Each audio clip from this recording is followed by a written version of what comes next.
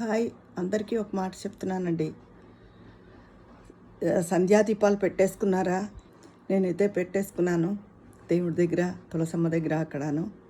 అయితే ఒక ముఖ్యమైన మాట చెప్తున్నాను. ఏంటంటే, మీ ఇంట్లో మీ పిల్లలకు కానీ, మీ వారికి కానీ, లేకపోతే మీ జీవితంలో ఏదైనా ఒక మంచి విషయం జరిగిందనుకోండి, దాన్ని సాధారణంగా షేర్ చేసుకుందాం మన వాళ్ళతో అనిపిస్తుంది. కానీ ఎవరితోనూ షేర్ చేసుకోకండి. భావకాలుష్యం పెరిగిపోయిందని చెప్పాను కదా.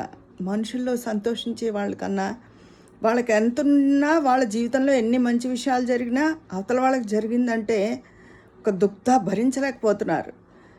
వీళ్ళు ఏదో సంతోషంలో ముందు చెప్పేసుకుంటున్నారు, తర్వాత ఆ పని అక్కడితో ఆగిపోతుంది, ముందుకు నడవకుండా.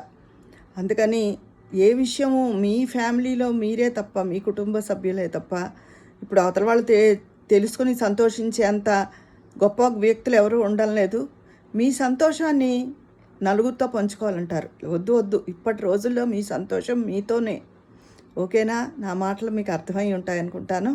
ఉంటాను.